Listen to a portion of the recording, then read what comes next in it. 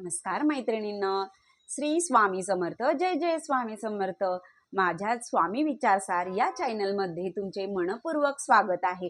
तर आपण आज हे जाणून घेणार आहोत तर सायंकाळी आपण दिवा लागण्याच्या टायमिंगला काय करावे आणि काय करू नये हेच मी तुम्हाला आज सांगणार आहे आणि कोणते श्लोक म्हणावे हे पण मी तुम्हाला सांगणार आहे। तर तुम्ही स्किप न करता हा व्हिडिओ नक्कीच पहा, जेणेकरून तुम्हालाही कळेल कोणते मंत्र म्हणावेत, कोणते स्तोत्र म्हणावेत सायंकाळला आणि काय करावे काय करू नये। हे जर केले तर आपल्याला लक्ष्मीची म्हणजेच आपल्या घरात लक्ष्मीचे म्हणजे लक्ष्मी नांदते असं म्हणलं तरी चालेल।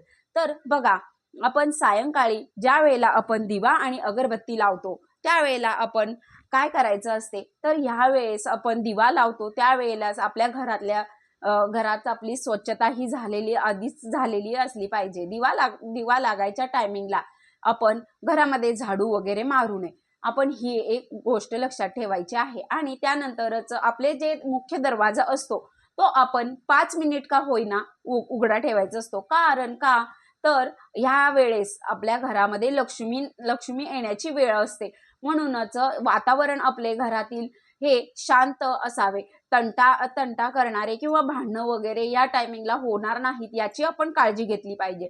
त्याचबरोबर आपण ज्या वेळेला आपण दिवा लावतो देवापाशी त्यावेळेला आपण तुळशीपाशीही दिवा लावला पाहिजे। तुळशीपाशी दिवा लावून अगरबत्ती लावून आपण मग घरामध्ये देवघरात पण दिवा लावायचा आहे आणि देवघरात दिवा अगरबत्ती लावून आपण तिथे देवापुढे बसून आपण सर्वप्रथम शुभं करोती म्हणायचं आहे। शुभं करोती म्हटल्यानंतर घरातील जे वातावरण आहे ते भक्तिमय होऊन जाते, म्हणूनच आपण घरामध्ये शुभं करोती म्हणायचं आहे। त्याचबरोबर आपण शिवारी शंकर नमामि शंकर शिव शंकर शंभो, हे गिरिजापती भवानी शंकर शिव शंकर शंभो। आपण हे असं आरती म्हणजे आपण हे अगरबत्ती ज्या वेळेला फिरवतो आपण त्यावेळेला आपण हा मंत्र म्हणायचा आहे। त्याच नंतर आपण दररोज संध्याकाळी एक वेळेस का होईना आपण कालभैरव अष्टक घरात सर्वांनी जर म्हणजे लहान मुलं असतील तर मुलांबरोबर तुम्ही कालभैरव अष्टक म्हणू शकता। तर कालभैरव अष्टक म्हणल्याने आपले जी प्रारब्ध असते किंवा आपला जो येणारा जो काळ असतो तो काळ दूर होतो, म्हणूनच कालभैरवांची आपल्या घरामध्ये एक तरी का होईना हा श्लोक म्हटला पाहिजे। तर या श्लोकाने आपल्या घरातील वातावरण पण एकदम प्रसन्न होते। तर ह्या गोष्टी आपण आवर्जून करायच्या आहेत। तर ह्या गोष्टी आपण सायंकाळच्या टायमिंगला करायच्या आहेत। जर तुम्हाला शक्य असेल तर तुम्ही महालक्ष्मीचा मंत्र तर कुठला कमलात्मक मंत्र आहे ओम ऐं ह्रीं क्लीं कमलात्मक मंत्र ओम श्री ह्रीं श्री कमले कमलाय प्रसिद्ध प्रसिद्ध श्री ह्रीं श्री महालक्ष्मी नमः। मी तुम्हाला डिस्क्रिप्शनवर पण देऊन देईल हा मंत्र। तर हा मंत्र आपण एक माळ शक्य असल्यास तर तुम्ही करायचा आहे। जर तुम्ही स्वामी भक्त असाल तर एक वेळ आपण तारक मंत्र म्हटला तरी अतिशय उत्तम। तर तारक मंत्र जर म्हटला तुम्ही तरी पण बघा तारक मंत्रामध्ये किती ताकद आहे हे तुम्हाला माहीतच आहे। तर तारक मंत्र म्हणजे स्वामींनी दिलेला भक्तांना हातच आहे। त्यामुळे मग तुम्ही तारक मंत्र तो तारक मंत्र म्हणजे काय आहे तर तारक मंत्र हा तारणारा मंत्र आहे। तर येणारे संकट जे आहे ते आपल्याकडून तारले जाते, म्हणूनच मग असा हा मंत्र आहे तो तुम्ही म्हणायचा आहे। तर तुम्ही अशा सेवा ह्या ज्या आहेत त्या आपण सायंकाळच्या टायमिंगला करायच्या आहेत। दिवा लागण्याच्या टायमिंगला जर तुम्ही शुभं करोती म्हणले तुमच्या घरामध्ये जे मुलं वगैरे आहेत तर ते मुलांना आपण बसवून निदान आपण त्यांच्या बरोबर एक वेळेस आपण म्हणून घ्यायचं आहे। तर कालभैरव अष्टक आणि शुभं करोती कल्याणम हे जे 2 मंत्र आहेत ते आवर्जून म्हणावे। आणि त्याचबरोबर श्री शिवाय नमस्तुभ्यम हा मंत्र जो आहे तो 11 वेळा म्हणायचा आहे। आणि आपल्या स्वामींची माळ जर शक्य असेल तर घ्यावे। तर नित्यसेवा ही आपण सायंकाळच्या टायमिंगला जर केली तरीही वातावरण आपल्या घरातले जे असते ते प्रसन्न होते, म्हणूनच तुम्ही ह्या सेवा ज्या आहेत त्या करायच्या आहेत। तर तुम्ही तिळाच्या तेलाचा दिवा लावू शकता आणि माता लक्ष्मीसाठी तुम्ही एक दिवा तुपाचाही लावू शकतो। आपण असं हे जे सायंकाळची जी काही सेवा आहे तर ते करायची आहे। आणि आपण कोणतीही सेवा करू दे, सेवा करत असताना आपल्याला बसायला आसन घेणे खूप जरुरीचं आहे।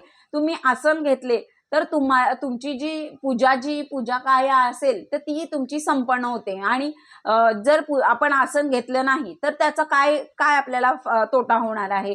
तर जी काही आपण सेवा केलेली असते ती धरणीला जाते. म्हणूनच तुम्ही आसन घेऊन करायची आहे पूजा.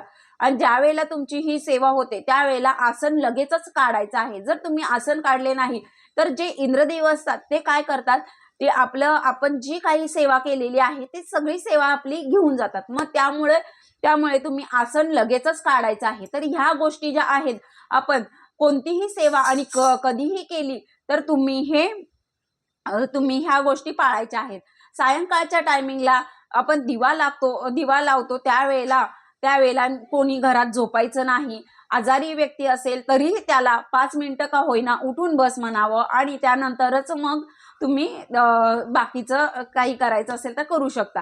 पण दिवा लागण्याच्या टायमिंगला खायचं काही नाही. म्हणजे लहान किंवा मोठे असतील तर तुम्ही निदान दिवा लावल्यावर 5 मिनिटं तरी या गोष्टी पाळायच्या आहेत. तर ह्या गोष्टी पाळल्यामुळे ज्या वेळेला लक्ष्मीचा म्हणजे ज्या वेळेला आपण जर समजा दिवा लावलाय आणि एक ठिकाणी असं आपल्या घरातले कोणीही असू दे ते खात असतील तर काय होते, तर हा देवीचा अपमान असतो. म्हणजे लक्ष्मी देवीचा अपमान असतो. मग हे अपमान आपण करायचा का नाही हे आपल्या हातात आहे. ते तुम्हीच ठरवायचं आहे. तर ह्या गोष्टी आपण पाळायच्या आहेत जेणेकरून आपल्याला सुख, समृद्धी आणि शांतता आपल्या घरात लाभेल. तर एवढ्या गोष्टी आपण सायंकाळच्या टायमिंगला जर कटाक्षाने पाळल्या तर आपल्या घरात लक्ष्मी, ऐश्वर्य असं नांदते. सुख, संपत्ती सर्व काही लाभते. म्हणूनच ह्या गोष्टी सायंकाळच्या टायमिंगला आपण पाळून आपले जीवन जे आहे तो जीवनाचा प्रवास जो आहे तो आपण आनंदमयी करू शकतो. तर हा व्हिडिओ तुम्हाला कसा वाटला ते सांगायला विसरू नका. काही चुकलं असेल तर क्षमा असावी. आणि आता आपण नेक्स्ट व्हिडिओमध्ये भेटूया. जर व्हिडिओ आवडला असेल तर लाईक करा, शेअर करा. श्री स्वामी समर्थ. जय जय स्वामी समर्थ. आपण आता भेटू नेक्स्ट व्हिडिओमध्ये.